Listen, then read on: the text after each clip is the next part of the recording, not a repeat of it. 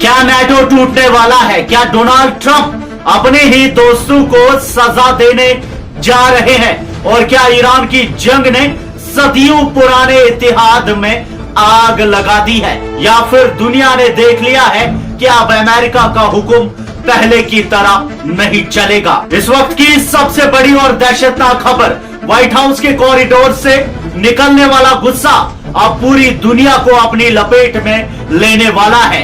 US president Donald Trump इस वक्त आग बगोला है।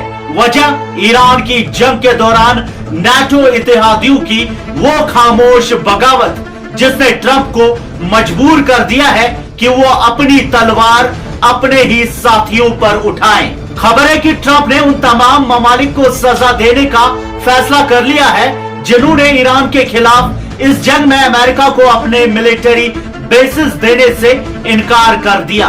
फाइनेंशियल टाइम्स की रिपोर्ट के मुताबिक वेडनेसडे को NATO secretary general Mark Rutte के साथ हुई मीटिंग कोई आम मुलाकात नहीं थी, बल्कि एक नाकाम कोशिश थी उन दोस्तों को बनाने की जो अब अमेरिका की हर बात मानने को तैयार नहीं। फाइनेंशियल टाइम्स का दावा है कि ट्रंप इस मीटिंग में इरिटेट यानी शदीद गुस्से में थे। उनका निशाना बने फ्रांस और स्पेन। ट्रंप का सवाल सीधा था, जब अमेरिका को जरूरत थी तो नाटो कहां था? लेकिन हकीकत यह है कि यूरोपियन ममालिक ने अपने हदूद और अपनी मफाद को पहले रखा।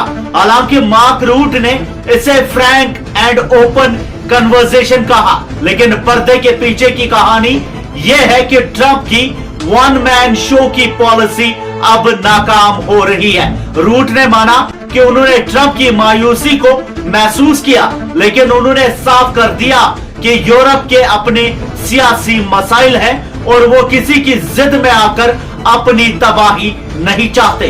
ट्रंप का डायरेक्ट क्योट सामने आया है जो नाटो की बुनियादों को हिला देने के लिए काफी है। ट्रंप ने कहा, दे वर टेस्टेड एंड दे फेल्ड, यानी अमेरिका ने उन्हें आग में धकेलने की कोशिश की और उन्होंने इनकार कर दिया। अमेरिका जो उनके दिफा के लिए पैसा बहाता है, आज वही अमेरिका उन्हें धमकियां दे रहा है, क्योंकि उन्होंने ईरान पर हमले के लिए अपनी जमीन का इस्तेमाल नहीं करने दिया। ये कशीदगी इस हद तक बढ़ गई है कि अब अमेरिका का नाटो से निकलना एक हकीकत बनता दिखाई दे रहा है। स्पेन ने रोटा और मोरोन बेसिस का इस्तेमाल रोककर और अपनी एयरस्पेस बंद करके वाज़ेह कर दिया कि वो ईरान के खिलाफ किसी गैर जरूरी जंग का हिस्सा नहीं बनेगा। इटली ने भी सिगोनेला एयरबेस पर रिफ्यूलिंग से मना कर दिया और यूके के प्राइम मिनिस्टर कीर स्टारमर ने तो साफ अल्फाज में कह दिया कि ब्रिटेन इस जंग में नहीं घसीटा जाएगा। ये ईरान की डिप्लोमेसी की जीत है कि उन्होंने अमेरिका के पुराने इत्तेहादियों को पीछे हटने पर मजबूर कर दिया, लेकिन ट्रंप का गुस्सा खत्म नहीं हुआ। ट्रुथ सोशल पर उन्होंने धमकी दी है कि जो साथ नहीं देगा वहां से अमेरिकन फौज वापस बुला ली जाएगी। शायद वो ये नहीं समझ रहे कि यूरोप अब खुद मुख्तारी यानी सोवरेनिटी की तरफ बढ़ रहा है। दुनिया की 20% ऑयल सप्लाई का रास्ता स्ट्रेट ऑफ हॉर्मुज इस वक्त मरकजी नुक्ता है। ईरान ने स्ट्रेटेजिक रास्ते पर अपनी पकड़ मजबूत करके दिखा दिया है कि उसे दबाना इतना आसान नहीं। इटली की प्राइम मिनिस्टर जॉर्जिया मेलोनी ने भी माना कि यूरोप को अब हकीकत पसंद बनना होगा और अमेरिका पर अपनी इन्हिसार कम करनी होगी।